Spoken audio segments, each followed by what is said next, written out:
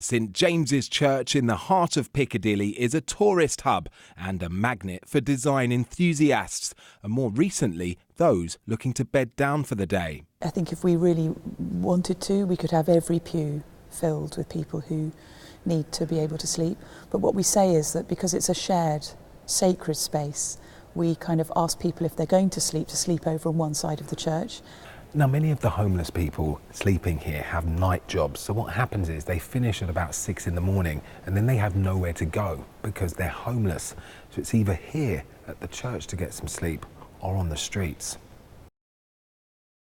Just this week, London's 1,000 extra beds brought in as part of the winter shelters programme ended, which means many homeless people are back on the streets. We were going to have like thousands of homeless people now hitting the streets who didn't have that safety net anymore. I mean, that's gone.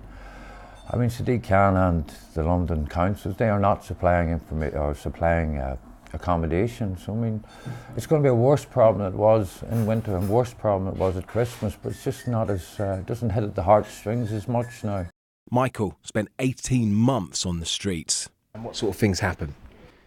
Urinating on, being kicked in the doorway, your bags are stolen.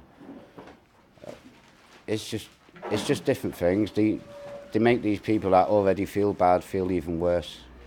As for many of the capital churches, including All Saints on Margaret Street in W1, they will continue to welcome in the homeless. Normally when we have a wedding or a funeral, we ask them to leave, and they understand that. Quite a lot of them say their prayers when they come in themselves, and they understand that we can't have them in when there's a big congregation.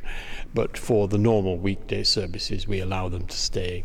A spokesperson for the mayor said when the severe weather shelters close, caseworkers are on hand to find an alternative for everyone, helping to ensure that no one returns to the streets.